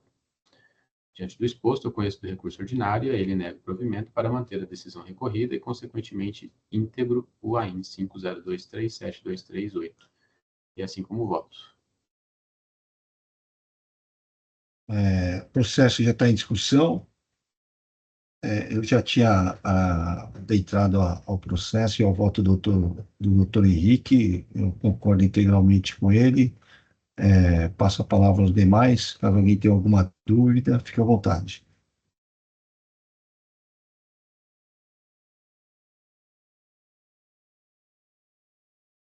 Não havendo inscritos, eu vou encerrar o debate. Encerrados os debates, verificando o quórum.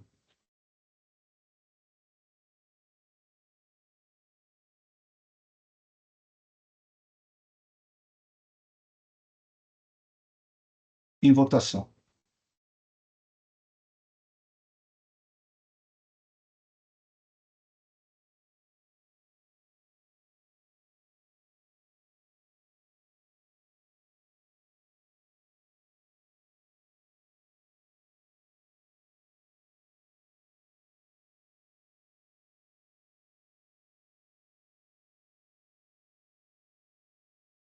Encerrada a votação e o julgamento do AIM 5023, contribuinte Simisa, recurso ordinário conhecido e não provido, decisão unânime nos termos do voto do relator.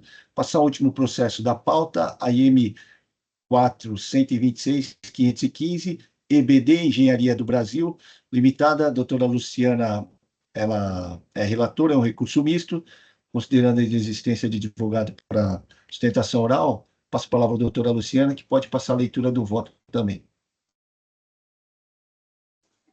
Ok, obrigada, presidente. Eu já tinha disponibilizado meu voto, então vou tentar fazer um resumo, meu voto é um pouco longo, né? Estão em julgamento 3 acusações fiscais, né? O item 1 trata da falta de pagamento de ICMS por escrituração de notas fiscais eletrônicas referentes a operações tributadas como não tributadas, saídas a título de remessa ou retorno de mercadorias ou bem para conserto ou reparo, falta de pagamento em decorrência de remessa de mercadoria para industrialização por suspensão de imposto, sem que tenha ocorrido o retorno das mercadorias ou dos produtos industrializados dentro do prazo de 180 dias, condição prevista para o artigo 409 do RICMES, e apropriação indevida de crédito referente ao imposto destacado em notas fiscais emitidas pelo contribuinte lançada no registro de entrada da EFD, a título de devolução de mercadoria sem a correspondente nota fiscal de devolução dos destinatários, que são inscritos no cadastro do ICMS, e sem a comprovação da efetiva devolução. Desta feita, adianto que a controvérsia instaurada nos autos é eminentemente probatória e procedo à análise dos recursos interpostos, principiando pelo recurso de ofício. Então, a acusação do item 1, né? Em sua defesa, o contribuinte encartou uma documentação, as folhas 240 a 422, e que o órgão de julgamento de primeiro grau entendeu suficiente para comprovar parte das operações questionadas pelo fisco. E aqui eu transcrevo, então, quais foram as notas, né, que o juízo de piso entendeu que poderiam comprovar, né, que as alegações defensivas. Em síntese, o julgador monocrático aprendeu que as provas colacionadas seriam capazes de comprovar a entrada dos mercadorias no estabelecimento para fim de reparo ou conserto, ou retorno para reparo ou conserto para sair desacobertado por essas notas que eu cito aqui. E, a par disso, ele considerou comprovada também a operação de entrada de mercadoria nos limites dos valores registrados nas notas fiscais, que aqui cito, né, que lastreio as notas 7506 e 7490, os quais deveriam ser deduzidos da base de cálculo da exigência fiscal. No parecer de folha 457 a 470, a representação fiscal se manifestou pelo parcial provimento do recurso de ofício, registrando consonância quanto à exclusão de algumas notas fiscais, consonância pela manutenção parcial da exigência fiscal objeto das notas fiscais 7490 e 7506, e discordância quanto à exclusão da exigência fiscal objeto da nota 7431 e 7438. Eu digo que, em primeiro lugar, não há como se discordar da outra representação fiscal quanto a dos que, as folhas 245 a 300, constata-se documentos fiscais que comprovam efetivamente a entrada das mercadorias no estabelecimento para fim de reparo, conserto, retorno para reparo e conserto, para sair desacobertado pelas notas 7304, 7302, 7332, 39, 40, 41, 42, 43, 63, 7401, 7393, 7409, 7422, 23, 7511, 7541, 7631, 7739, 34, 77, 36. Duas páginas indicadas e lá estão, à vista de todos os documentos fiscais apontados, que demonstram a procedência em parte dos argumentos defensivos. Retocáveis são também as considerações da douta representação fazendária a demonstrar o acerto da decisão em reduzir a exigência fiscal objeto das notas 7490 e 7506. Entretanto, a douta representação fiscal registra concordância com a decisão de piso, discordância, quanto à exclusão da exigência fiscal objeto das notas 7431 e 7438, asseverando que para elas não se constata o respectivo retorno das mercadorias, mas a ocorrência de operação de venda e outra remessa para conserto. O autuado, ele diz que a nota 17.660 foi emitida de forma indicada no parecer, foi emitida exatamente na forma indicada do parecer da douta representação fiscal e que realmente se tratou de venda. E que a nota 7438 seria uma situação em que se encontra fora do âmbito de incidência do ICMS. Em que pese o argumento invocado pelo autuado, entendo que a razão assiste à representação fiscal. Eu cito aqui as normas do artigo 7º, inciso 9 e 10 do RICMES, que são peremptórias ao dizer que o imposto não incide a isenção no sobresseio das máquinas e equipamentos de uso do contribuinte, desde que os referidos bens retornem ao estabelecimento de origem, e também não incide sobre a saída de tais bens em retorno ao estabelecimento de origem.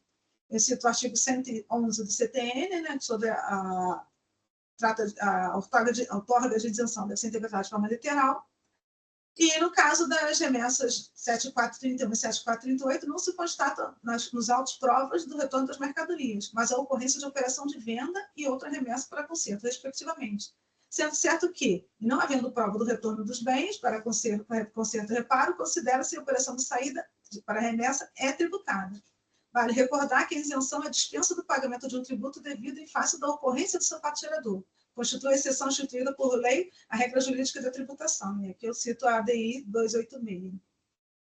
Antes de todo exposto, no que tange o item 1, do provimento do recurso de ofício para restabelecer a exigência fiscal objeto das notas 7431 e 7438. Em relação ao item 4, o autuado argumentou que as devoluções estariam atestadas por documentos fiscais hábeis, inclusive ostentando recurso dos destinatários em receber as mercadorias, e que a tabela colacionada relacionaria cada nota fiscal de entrada com a sua respectiva nota de saída.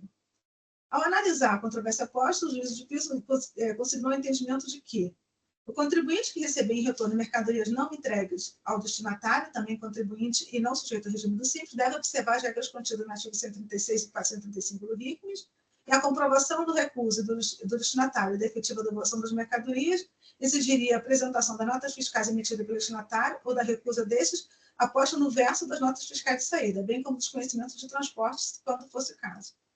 De fato, conforme ressabido, o retorno das mercadorias não entregues ao destinatário se trata de circunstância que as mercadorias saem do estabelecimento vendedor, ocorrendo o fato gerador, mas não são entregues ao destinatário, por qualquer motivo. E aqui eu cito, então, o artigo 453, Como bem se vê na hipótese, o transporte das mercadorias em retorno deve ser acompanhado pela própria nota fiscal emitida pelo remetente, cuja primeira via deverá conter indicação no verso efetuada pelo destinatário e pelo transportador, do motivo de não ter sido entregue a mercadoria. A par disso, a empresa vendedora deve emitir uma nota fiscal de entrada com menção aos dados identificativos do documento fiscal original e registrar no livro de registro de entradas com crédito, se for o caso. Retornando ao caso concreto, verifico que o autuado argumentou em sua defesa que as infrações apontadas não devem subsistir, uma vez que as operações estão suportadas por documentos hábeis para testar as devoluções. Sobre a referida alegação, o fisco assim se pronunciou. Apenas em 2 dessas notas fiscais fica comprovada a efetiva devolução das mercadorias, que seria a nota 7.719 e 7.723. No outro giro, o autuado deduziu que as informações indicadas no AIN acerca da nota 7328 não correspondem aos dados das notas. Afirmou que a data da nota é 21/1/2016 e que o valor seria 608.181,84. A autoridade fiscal se manifestou sobre a arguição recursal, consignando que, na defesa, começou discorrendo sobre a nota fiscal sob o número 77328, constante do referido aí, afirmando que o fisco teria cometido erro. Entretanto, como se verifica no conjunto dos autos, o conjunto probatório está juntado a carta de correção, emitida pelo próprio autuado e que, portanto, deveria ser de seu conhecimento, no qual constata que a operação contida na referida nota é justamente a devolução do CAFP 2202, exatamente como consignado no AIN. Quanto à tal nota fiscal, não foi lançado o valor integral, pois apenas algumas mercadorias da referida nota se referem à devolução, como consta na carta de correção. Malgrado isso, o autor do feito faz uma ressalva. Entretanto, ocorreu um erro na somatória das operações de devolução, que no AIN constou R$390.000, né, e o correto seria R$198.347,16.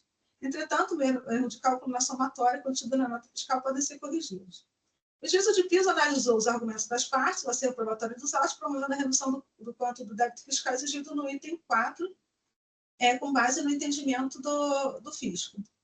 Como bem sintetizado de folha de 461 no parecer da douta representação fiscal, o julgador monocrático concebeu que as notas 7696 e 7698 teriam estampado carimbo da recusa do destinatário, que comprovaria o ato e a efetiva devolução da mercadoria, bem como a diferença devidamente lançada em relação à nota fiscal 7328.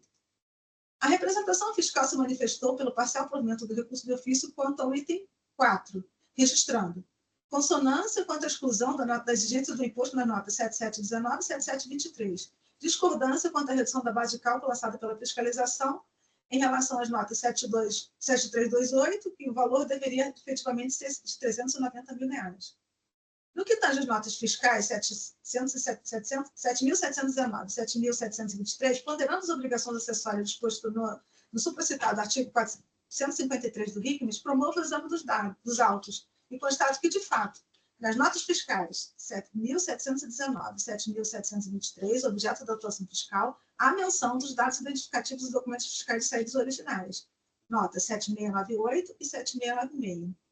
Nas notas fiscais de saída originais encartadas à defesa do autuado, a indicação as notas 7696 e 7698, a indicação efetuada pelo destinatário acerca da não entrega das mercadorias, razão pela qual concluo que a decisão de piso não merece reparo na parte que exclui as operações contidas nas notas fiscais citadas e a base de cálculo da agência fiscal. No que tange à conclusão do juízo de piso pela exclusão da base de cálculo do imposto da diferença em relação à nota 7328, a douta representação fiscal faz as seguintes considerações, né, que diz que, em consulta à nota fiscal, que as linhas 7, 5, 6, 7 e 8 refere-se à operação com produto bateria estacionária, no valor de 97.500, totalizando realmente 390 mil nas 4 linhas. Vou ao documento apontado, transcrição das notas juntadas pela fiscalização e cartas de correção, verifico o acerto das ponderações da douta representação fazendária. Uma observação oportuna é que não se revela cabível o argumento trazido pelo autuado e suas contrarrazões de recurso de ofício, no sentido de que retificação do valor ter sido realizada em razão de expresso pedido e concordância da própria autoridade fiscal. Isso porque, no processo administrativo tributário, o recurso de ofício tem natureza de revisão necessária, com interposição automática pelo juiz de primeiro grau quando proferida da decisão contrária à fazenda pública no julgamento da defesa, nos termos do artigo 46 da Lei 13.457 de 2009. Sendo certo que o órgão de julgamento não está vinculado a nenhuma manifestação postada nos autos, podendo discordar e julgar em sentido contrário às decisões do auditor atuante, da representação fiscal e do contribuinte, tanto quando se propugna o desprovimento do recurso, quanto se advoga o seu provimento. Em suma, o que se tem no julgamento de recurso de ofício é a necessidade de reanálise da decisão singular, se faltando pelas regras processuais e pelo conteúdo jurídico, faz probatório dos autos.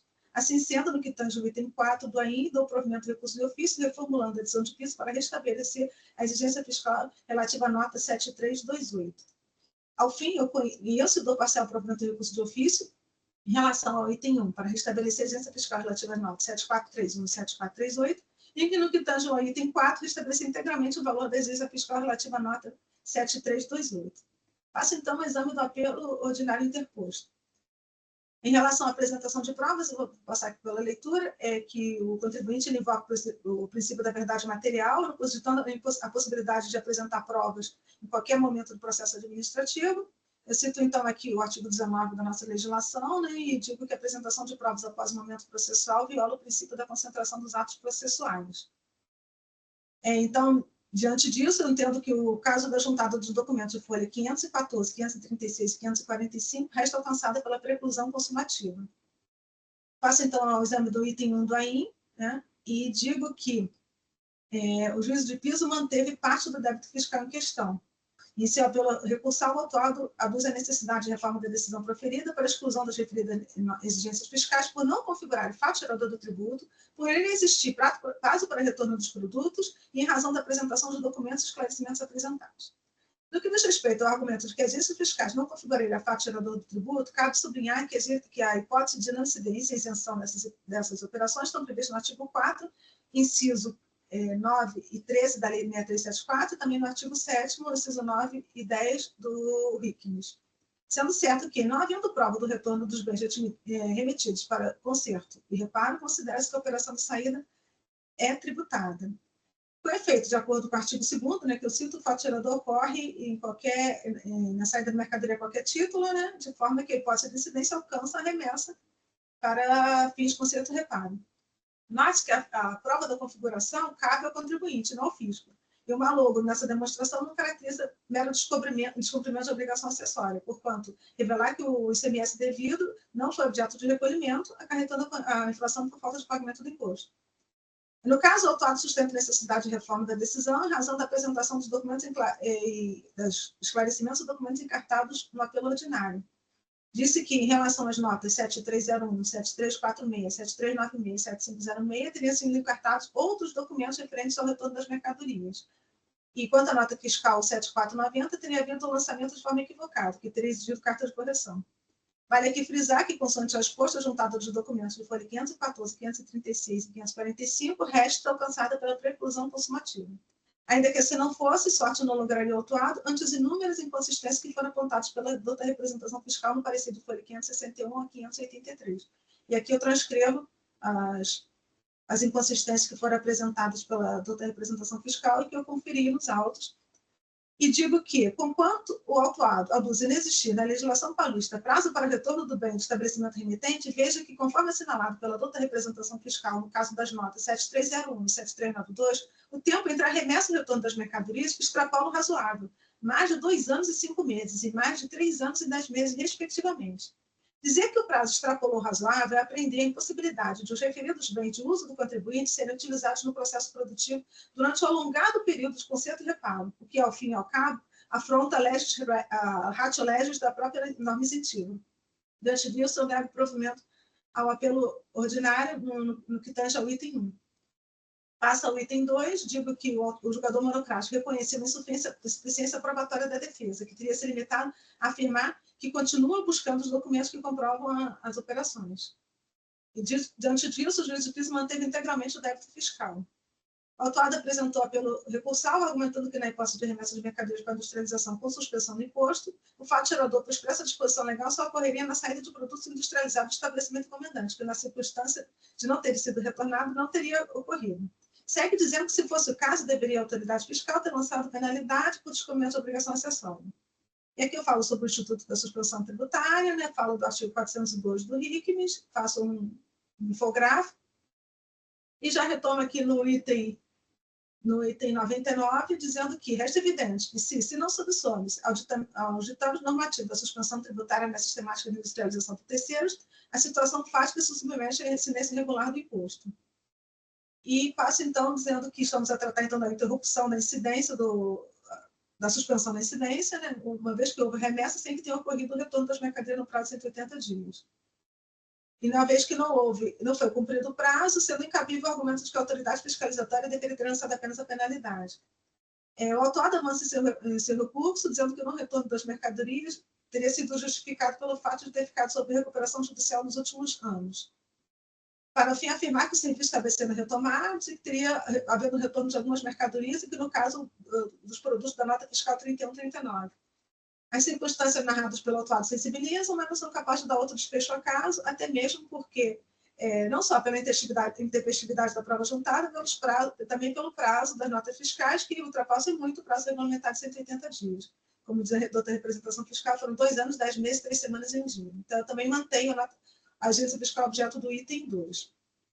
Por último, em relação ao item 4, o autuado repete o argumento ofertado em defesa, né, de que as circunstâncias consignadas da nota 7328 não guardariam correspondência com a realidade dos fatos. Eu digo que essa análise já resta prejudicada, porque no julgamento do recurso de ofício acima, né, foi restabelecido o valor integral da nota fiscal 7328, justamente por se entender haver uma estreita correspondência da aludida exigência com a realidade dos fatos. Para as demais notas fiscais, o autuado alega que teria ocorrido a devolução das mercadorias, ainda que na forma da legislação. Eu digo que a prova em sentido jurídico consiste na demonstração da verdade formal e que tem que ser feita por meio dos procedimentos determinados através de meios legítimos. E o artigo 453, ele expressamente exige, como substância da operação de retorno das mercadorias não entregues aos destinatários, a indicação feita pelo destinatário acerca da não entrega das mercadorias. Nenhuma outra prova pode suprir essa falta. Em outros dizeres, a indicação efetuada pelo destinatário é indispensável para a configuração do retorno das mercadorias. Então, eu entendo suficiente a realização da conversão do julgamento em diligência e mantenho a exigência fiscal objeto do item 4. Em relação à multa e os juros, o autuado traz argumentos de abusividade e confiscatoriedade, né? Eu afasto esse argumento, que já é entendimento dessa Câmara, que argumentos desse sentido não sequer devem ser conhecidos. E eu digo também que, em relação à taxa Selic, né, no caso, o auto de infração abarca fatos geradores anteriores a 1º de novembro de 2017, então, eu dou guarida ao requerimento do autuário para limitar, então, o montante de imposto de multa, né, os juros da taxa Selic. Então, eu conheço parcialmente e dou parcial provimento do recurso ordinário para limitar o juro incidente à taxa Selic.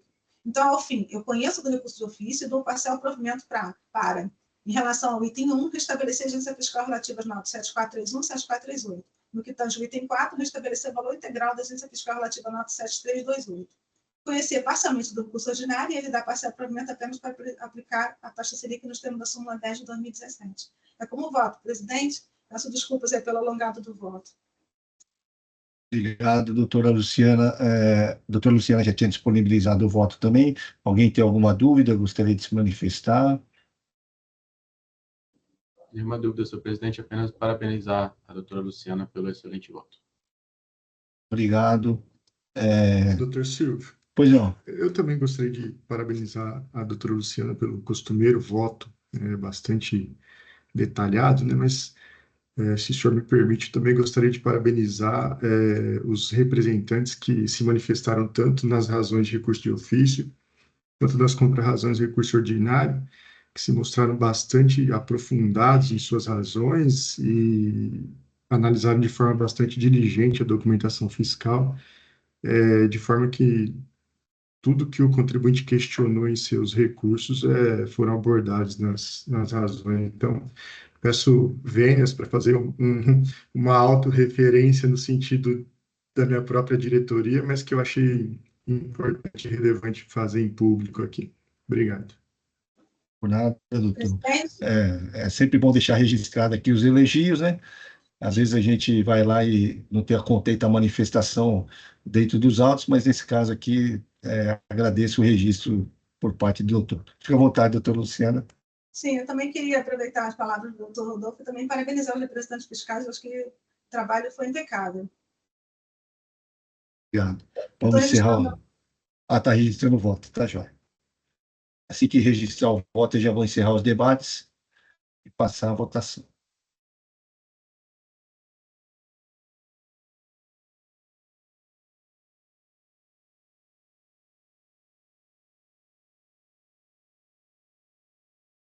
Presidente, meu sistema caiu, só um minutinho que eu Tá, vou reintegrar aqui. tá, joia. Verificando o quórum aqui, então, só aguardar a doutora Maria Anselma.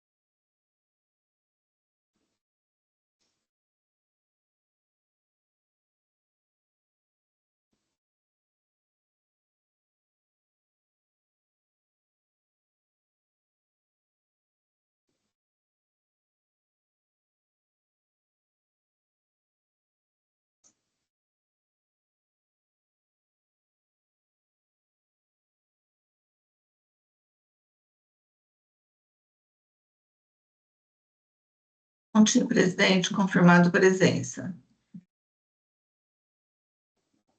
Em votação.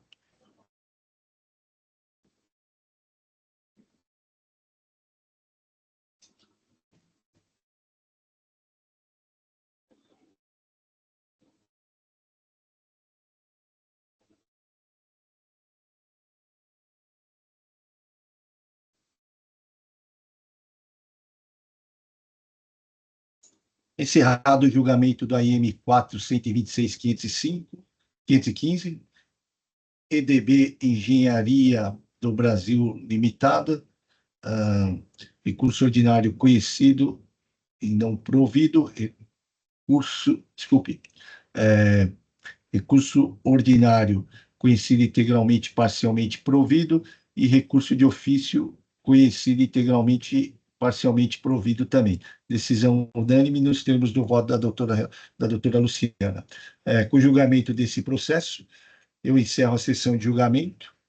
Agradeço a presença de todos,